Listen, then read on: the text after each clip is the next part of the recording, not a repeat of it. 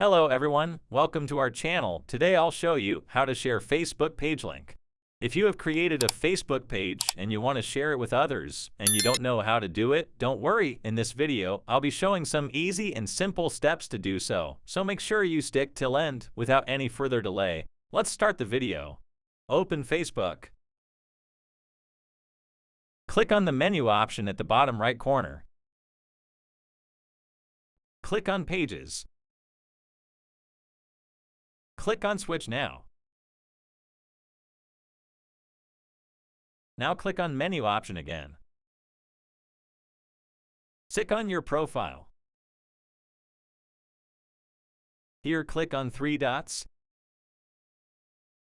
In the bottom you can see an option for copying the Facebook page link. Click on it.